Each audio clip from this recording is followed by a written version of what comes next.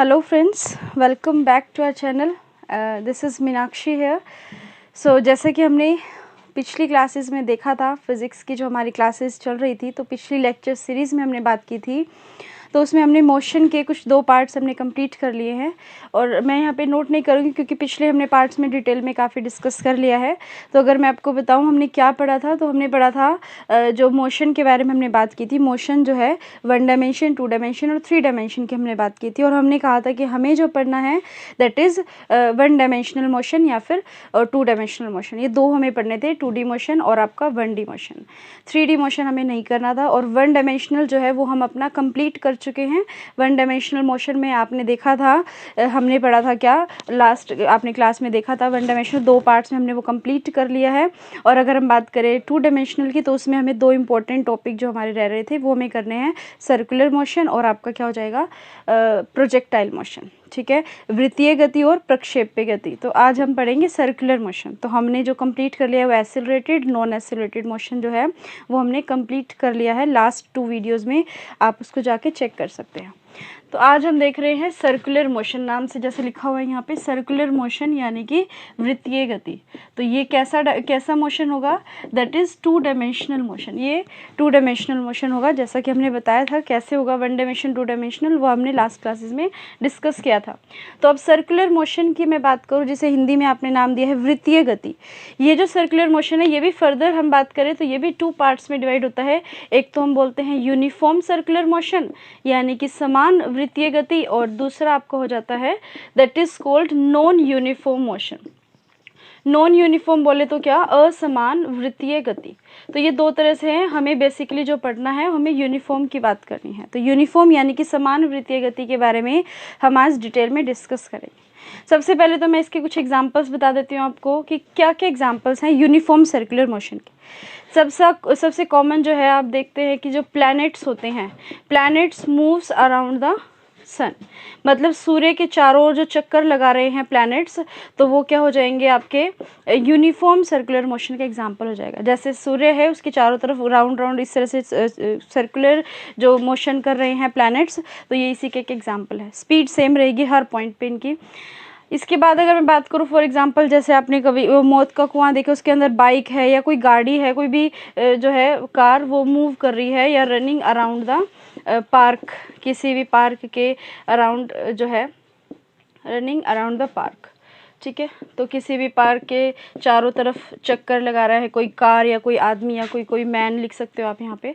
तो ये कुछ भी एग्जांपल हो सकता है। और अगर मैं केमिस्ट्री का एग्जांपल लूँ तो उसमें आप देखते हैं कि जो इलेक्ट्रॉन्स होते हैं, तो इलेक्ट्रॉन्स जो क्या करते हैं, they are revolving around the, electrons revolving around the, किसके चारों तरफ ये जो है सर्कुलेट करते हैं, तो आप लिखेंगे रिवॉल्विंग अराउंड द न्यूक्लियस। तो न्यूक्लियस के चारों ओर जो है ये चक्कर लगाते हैं कौन, इलेक्ट्रॉन्स। ठीक है, ये कुछ एग्जांपल्स हैं आपके सर्कुलर मोशन के। ठीक है, इसके बाद अगर मैं बात करूं, 1-2 और एग्जांपल्स अगर हम देखें तो आप यहाँ पे लिख सकते हैं। जैसे कि फॉर एग्जांपल, जैसे कोई रस्सी है, उसके साथ कोई भी स्टोन या पत्थर का टुकड़ा आप बांध देंगे, तो आप उसको गोल गोल घुमाएंगे, तो वो भी एक सर्कुलर मोशन का, यूनिफॉर्म सर्कुलर मोशन का एग्जांपल है। तो आप लिखेंगे यहाँ पे स्टोन बाइंडिंग विद रोप। ठीक है, तो आप लिख सकते हैं कि कोई भी स्टोन है उसको क्या करेंगे, रोप के साथ यानी कि रस्सी के साथ बाइंड करके उसको हम सर्कुलर मोशन में अगर हम उसको मूव करें, तो ये भी एक एग्जांपल है यूनिफॉर्म सर्कुलर मोशन का। तो ये तो बेसिक से एग्जांपल्स हैं जो आप अपनी आम जिंदगी में देखते हैं या फिर आपने जो है सुने हैं, अपनी बुक्स वगैरह में पढ़े हैं। अब बेसिकली यहाँ पे फिजिक्स का क्या रोल है, आपके क्वेश्चंस किस तरह से आते हैं, अब हम वो डील करेंगे। तो आपने लास्ट क्लास में वेलोसिटी और एक्सेलरेशन के बारे में पढ़ा था। वेलोसिटी बोले तो वेग और एक्सेलरेशन को बोलते हैं क्या, त्वरण। तो इनके बारे में हमने डिटेल में पढ़ा था। हम उसी की बात करेंगे कि यूनिफॉर्म सर्कुलर मोशन में वेलोसिटी और एक्सेलरेशन चेंज होता है या नहीं होता है, क्या इसका कंसेप्ट रहेगा, वो हम बात करेंगे। ठीक है, तो मैं इसको रब कर देती हूँ, आपने लिख लिया होगा, इसका वैसे कोई है नहीं इतना खास, समझना ही था। ठीक है, तो आगे देखते हैं।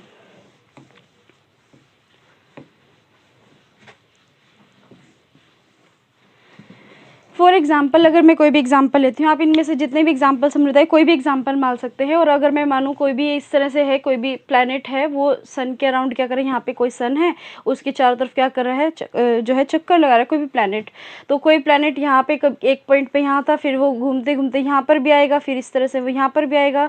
ये कुछ पॉइंट्स हैं जहाँ पर वो होते हुए जाएगा, इस तरह से वो मूव करेगा। ठीक है, फॉर एग्जांपल मैं इनके नेम लिख देती हूँ। तो ये ए पॉइंट है, बी पॉइंट, सी, डी, ई, एफ और क्या हो गया, जी एंड एच। ये कुछ पॉइंट्स हैं जहाँ जहाँ से वो इस तरह से सर्कुलर मूव करेगा। कोई भी प्लैनेट, इलेक्ट्रॉन, कुछ भी एग्जांपल मान सकते हैं अपनी तरफ से, जो मैंने आपको एग्जांपल्स दिए। और भी बहुत सारे ऐसे एग्जांपल्स हैं। इसके बाद अगर मैं बात करूँ यहाँ पे किसकी, स्पीड की, जो भी आप एग्जांपल ले रहे हैं तो उसकी स्पीड की अगर मैं बात करूं तो फॉर एग्जांपल लेट से मैंने मान लिया स्पीड को पहली बात तो डिनोट किससे करते हैं आप, v से। और लेट से स्पीड जो है that is equals to 20 metre per second. For example 20 metre per second हमने स्पीड मान ली। अब अगर हम चेक करेंगे उसकी ए पॉइंट पे, तो उसकी स्पीड यहाँ पर भी क्या होगी, 20 मीटर पर सेकेंड, यहाँ भी 20, हर जगह पे सेम है। वो प्लैनेट अगर रिवॉल्व कर रहा है तो सेम स्पीड से मूव कर रहा है। ठीक है, या कोई इलेक्ट्रॉन मूव कर रहा है तो सेम स्पीड से मूव कर रहा है। अगर कोई एक्सटर्नल जो है डिस्ट्रैक्शंस नहीं हो रही हैं, किसी भी कोई एनर्जी एक्स्ट्रा नहीं मिल रही है या कुछ भी, तो इसके अलावा वो सेम स्पीड से मूव करता रहेगा। तो उसी को ही हम बोलते हैं यूनिफॉर्म सर्कुलर मोशन, यानी कि समान वृत्तीय गति। क्लियर। लेकिन अब हम इसको डिनोट कैसे करें, इसकी स्पीड को हम डिनोट करने के लिए, किसी भी पॉइंट पे स्पीड को डिनोट करने के लिए सर्कुलर मोशन में हम उस पर क्या ड्रॉ करते हैं, उसका एक टेंजेंट। ठीक है, ये एक स्पर्श बोलते हैं आप हिंदी में। ये टेंजेंट ड्रॉ किया, ए से इस तरह से टेंजेंट जाएगा, बी से ये डायरेक्शन होगी, सी से ये होगा और डी से इस तरह से। ये इस तरह से जो भी पॉइंट्स हैं इस पे हमने एक एक टेंजेंट्स ड्रॉ करे और इसी टेंजेंट के अलोंग वो क्या करती हैं, मूव करती हैं, सर्कुलेट करती हैं। और हर पॉइंट पे जो उसकी स्पीड होगी 20 सेम रहेगी, 20 मीटर पर सेकेंड। जैसा कि अभी मैंने बताया यूनिफॉर्म मोशन है तो स्पीड तो सेम रहनी ही है हर एक पॉइंट पे। ठीक है, इतनी बात आई थिंक क्लियर हो गई होगी। तो आपसे अगर पूछे सर्कुलर मोशन में स्पीड चेंज होती है तो आप बोलोगे नो, स्पीड जो है वो सेम रहती है यूनिफॉर्म सर्कुलर मोशन। ठीक है, यूनिफॉर्म यानी कि समान जो वृत्तीय गति है उसके अंदर जो स्पीड है वो क्या रहती है, सेम रहती है। तो फिर चेंज क्या होता है, कल हमने बात की थी वेलोसिटी। वेलोसिटी जो है जिसको आप हिंदी में बोलते हैं क्या, वेग।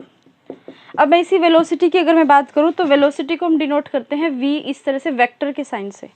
और v वेक्टर एग्जैक्टली क्या था, ये था v यानी कि स्पीड इनटू में क्या, v कैप। v कैप का मतलब क्या था, डायरेक्शन ऑफ स्पीड। जिस डायरेक्शन में वो उसकी स्पीड है, उसकी गति है, वो डायरेक्शन को हम डिनोट करते हैं किससे, v कैप से।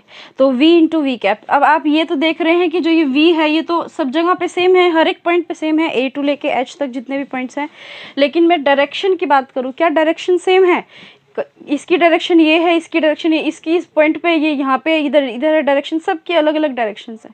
कोई भी हर एक पॉइंट पे आप बीच बीच में कहीं भी पॉइंट लोगे ना, हर एक पॉइंट पे डायरेक्शन क्या होगी, चेंज होगी। और अगर डायरेक्शन चेंज होगी तो वेलोसिटी भी क्या होगी, चेंज होती रहेगी हर पॉइंट पे। जैसे जैसे ये मूव करता जाएगा, कोई भी ऑब्जेक्ट है जैसे जैसे वो सर्कुलर मोशन में मूव करेगा वैसे वैसे उसकी जो वेलोसिटी है वो क्या होगी, चेंज होगी। बट उसकी स्पीड क्या रहेगी, सेम रहेगी in case of uniform circular motion. बताइए, इतनी बात क्लियर हुई। ठीक है, तो हम ऐसे भी लिख सकते हैं इसी चीज़ को, इसी जो हमने बात की इसी चीज़ को हम ऐसे लिख सकते हैं, v जो स्पीड है एट पॉइंट a तो v a हो जाएगा, और v at point b c या जितने भी पॉइंट्स हैं उस पे सब जगह पे स्पीड तो क्या रहेगी, इक्वल रहेगी। लेकिन अगर मैं इसको इस तरह से वेलोसिटी को डिनोट करती हूँ तो a पॉइंट पे जो वेलोसिटी है और जो b पॉइंट पे वेलोसिटी है, क्या ये इक्वल है, तो ये नॉट इक्वल टू होगा। सिमिलरली ये भी नॉट इक्वल टू किसके होगा, c पॉइंट के। और ये सब ऐसे ही क्या होंगे, इनमें से कोई भी इक्वल नहीं होगा। आप इसको इस तरह से भी लिख सकते हैं। तो आई होप आप छोटा सा बेसिक सा कंसेप्ट था वो आप समझ गए होंगे। इसके बाद जब हमने स्पीड और वेलोसिटी की बात किया है तो हम एक और बात करेंगे किसकी, एक्सेलरेशन की, त्वरण की। ठीक है, एक बार इसे फटाफट से देखिए, हम आगे कंटिन्यू करते हैं।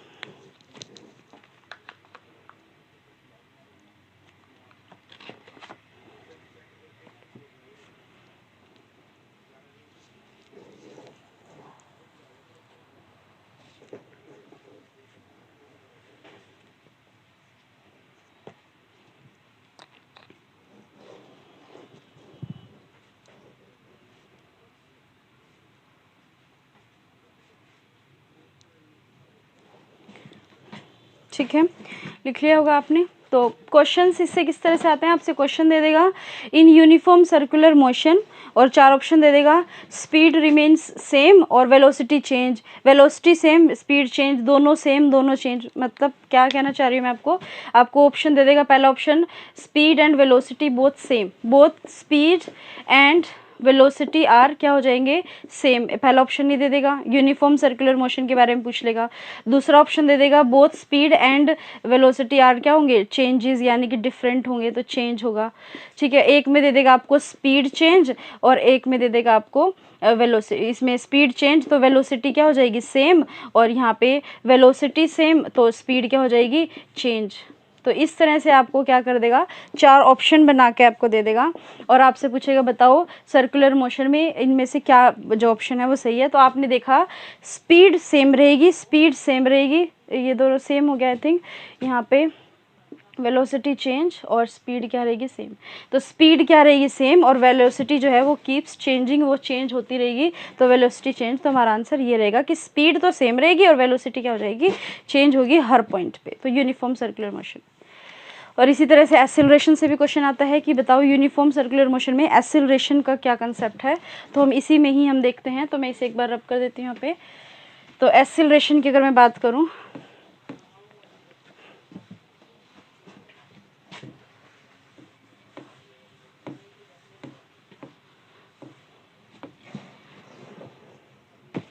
तो पहली बात तो आपको एक बात बताना चाहिए, जब भी सर्कुलर मोशन हो रहा है तो यहाँ पे एक्सेलरेशन की जब भी बात होगी तो हमेशा एक्सेलरेशन जो है वो उसकी डायरेक्शन क्या होगी, वो हमेशा सेंटर की तरफ लगेगा। जो भी सेंटर है यहाँ पे अगर ये एक्सेलरेशन है तो ये सेंटर की तरफ, ये है तो ये भी सेंटर की तरफ। जहाँ पर भी पॉइंट देखोगे वो हमेशा किसकी तरफ लगेगा, सेंटर की तरफ जो है वो एक्सेलरेशन आएगा, ये सेंटर की तरफ डायरेक्शन होगी।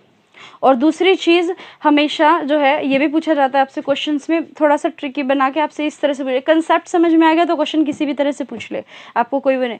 अब आप बोलो कि बने बनाए क्वेश्चंस आपको हो जाएं कि भाई ये आपके सामने आ जाए, तो वो पॉसिबल नहीं है। आप कितने क्वेश्चंस रट सकते हो, नहीं रट नहीं सकते हो आप। तो आपको बेसिकली कंसेप्ट सीखने हैं।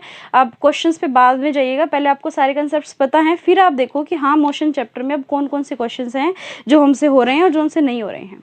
पहले तो आप पूरे चैप्टर्स के जितने भी पार्ट्स हम बनाएंगे सारे के सारे कंसेप्ट समझने की कोशिश कीजिएगा, ठीक है। तो एक्सेलरेशन की अगर मैं बात करूं तो इसकी डायरेक्शन हमेशा क्या होती है, सेंटर में होती है। और ये हमेशा, एक तो आप लिखोगे जो एक्सेलरेशन की डायरेक्शन है वो टूवर्ड्स सेंटर, उसकी डायरेक्शन सेंटर की तरफ होती है, और दूसरा सेंटर की तरफ लगता है एक्सेलरेशन। और दूसरी चीज़ जो आपको लिखनी है, जो एक्सेलरेशन है उस वो ऑलवेज क्या होगा, हमेशा परपेंडिकुलर होगा। किसके परपेंडिकुलर होगा, इस टेंजेंट के, जो ये टेंजेंट ड्रॉ किया है इसके परपेंडिकुलर होगा। जैसे अब ये यहाँ से जो आपने ये ड्रॉ किया है ये 90 डिग्री बना रहा है, यहाँ से ये भी 90, तो ये जो है परपेंडिकुलर का मतलब है ये 90 डिग्री का एंगल बनाएगा, इसके साथ टेंजेंट के साथ हमेशा क्या है 90 डिग्री एंगल बनाएगा। कौन, एक्सेलरेशन, ठीक है। तो बेसिक सी फटाफट सी बात बता देते हैं एक्सेलरेशन की।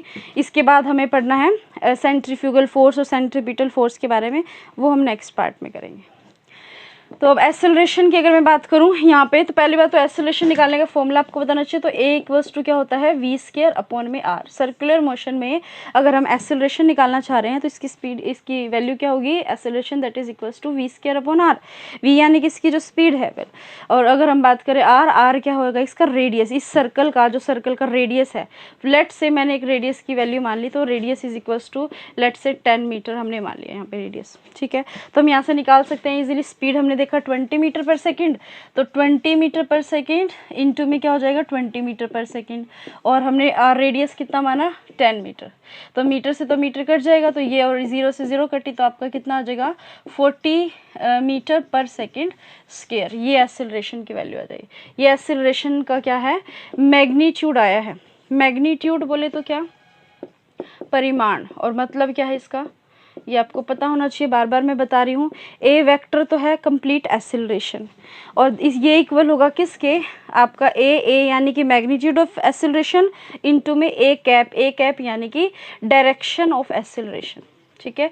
एक्सेलरेशन की डायरेक्शन क्या है, और डायरेक्शन आप देख रहे हो टुवर्ड्स द क्या है, सेंटर। इसकी डायरेक्शन है वो क्या होगी, सेंटर की तरफ होगी, तो ये हो जाएगा यहाँ पे, तो ए की वैल्यू, एक्सेलरेशन की वैल्यू आप देख रहे हो, ये तो सेम रहेगा, मैग्नीट्यूड हर जगह पे 40 मीटर पर सेकेंड स्क्वायर है, क्योंकि रेडियस बदल नहीं सकता, सेंटर का रेडियस तो हर जगह पे सेम रहेगा, और स्पीड आपने देखा कि बदल रही नहीं है, 20 मीटर पर सेकेंड है।